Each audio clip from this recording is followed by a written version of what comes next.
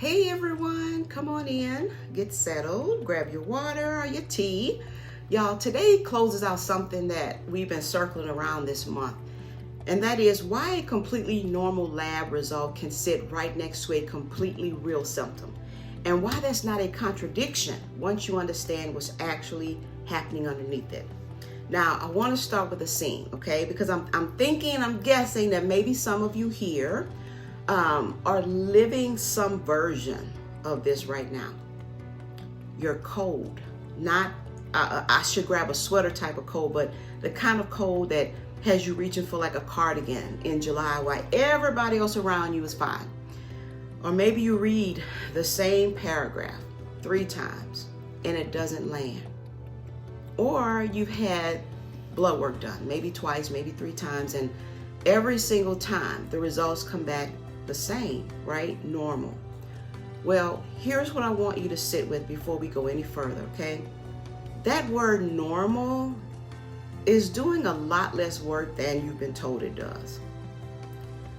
The test, y'all, itself was never built to catch what might actually be happening in your specific body at this specific point in your life. So today, I want to walk you through exactly why. 4 distinct reasons stacking on top of each other. And I'm hoping that by the end you'll understand not just what a thyroid panel is measuring, but why the whole idea of a fixed normal range stops holding up quite so cleanly once your hormonal set point has started to shift. So y'all, let's get into it. Now, before we get to the 4 reasons, I want to give you one concept that's going to make everything else click, right? Make it all click into place, because it is the piece almost nobody explains from what I've seen. Perimenopause does not add a new problem on top of your body. It shifts the threshold, the set point that decides when your body reacts to something and when it does not. Y'all, that distinction matters more than it sounds like it does. Now, here's a concrete example of this. Thyroid stimulating hormone, TSH, has what's called an individual set point. Now, research on this is honestly pretty striking. Your TSH doesn't just float randomly somewhere inside the normal range every time it is tested. For you specifically, it tends to sit in a narrow band year over year that's substantially influenced by genetics. Now, some people run in the low end of normal their whole lives. Some people run in the high end. Y'all, neither is wrong. Each is simply that person's set point, which means the real gold standard way to know if your TSH has become abnormal for you is not comparing it to a population-wide range at all.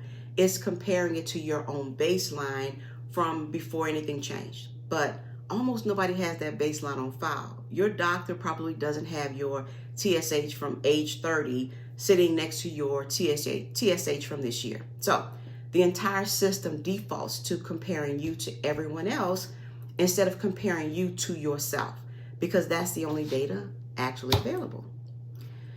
Now, here's why that matters specifically for perimenopause. If your personal set point has always run, say, comfortably low, and this year it's crept up, even if it's still technically inside the reference range, that shift can be functionally significant for you, even while it looks unremarkable on paper.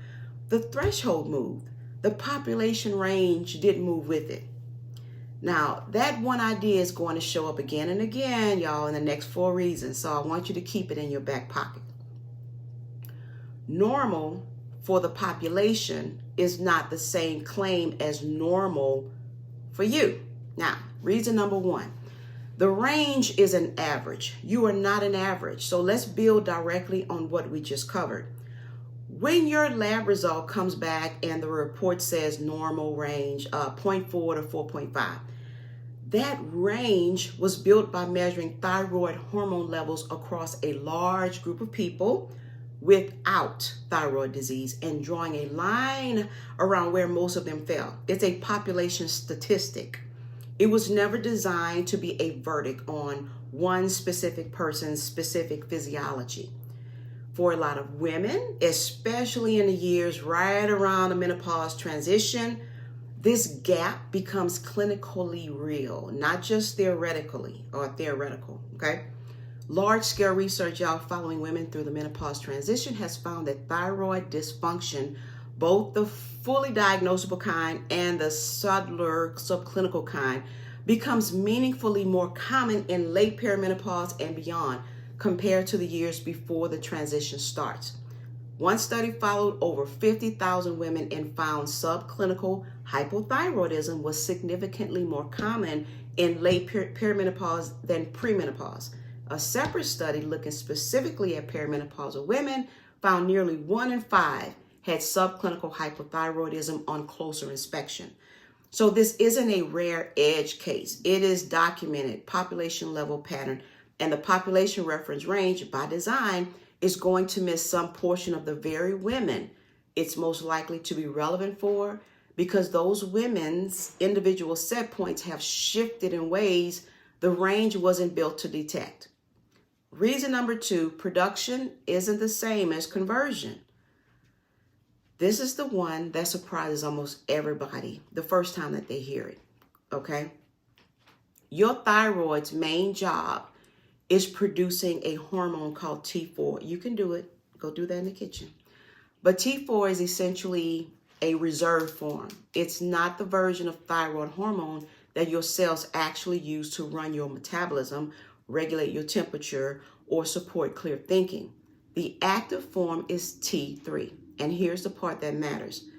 Only around 1/5 of your circulating T3 comes directly from your thyroid gland itself. The rest is converted from T4 out in your body's tissues by a family of enzymes. I want you to think of it this way. Your thyroid can be doing its job perfectly, producing exactly the T4 it's supposed to, and the conversion step downstream can still be underperforming. Go do it yourself, baby. Production and conversion are 2 separate processes, and a standard panel that only checks TSH and sometimes total T4 is measuring the first one. It is not measuring the second one at all, unless your provider specifically orders free T3. And yes, my daughter is in the room. So a woman can have a completely unremarkable TSH, completely adequate T4, and still be functionally short on the one form her cells can actually use. The gap sits entirely in what got tested. Reason 3, bound isn't the same as available. Thyroid hormone doesn't travel through your bloodstream free floating and ready to use. Most of it travels bound to a transport protein called thyroid binding globulin, TBG for short. And here's the key detail. Only the unbound, free portion is actually available for your cells to use. The bound portion is, for practical purposes, in transit. It's present in your blood, showing up on certain lab values, but not yet usable. Joni, you can go do that, okay? Estrogen is one of the best documented influences on how TBG your body produces, how much it produces. More estrogen exposure is associated with more TBG, which means more thyroid hormone gets bound up and less is immediately available. This is extremely well established in contexts like pregnancy and estrogen therapy. Now, here's where I want to be precise, because perimenopause isn't simply high estrogen, it's fluctuating estrogen. It can spike well above what used to be your baseline before it eventually declines, sometimes within the same month. During those higher estrogen windows, TBG can rise along with it, and more of your thyroid hormone gets bound up right at the moment your body might need it the most, right? Or have it most available. Then estrogen drops again, and that effect eases, which is part of why some women describe their symptoms as inconsistent, is better some weeks and worse others, in a way that doesn't really match a steady one-directional decline. My daughter's in the room. Reason number 4, conversion has a gatekeeper, and it is connected to what we covered a few weeks ago, if you were here.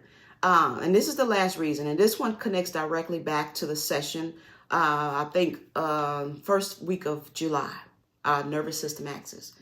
The enzymes responsible for converting T4 to active T3 don't operate in isolation. They're sensitive to your broader hormonal environment, including cortisol.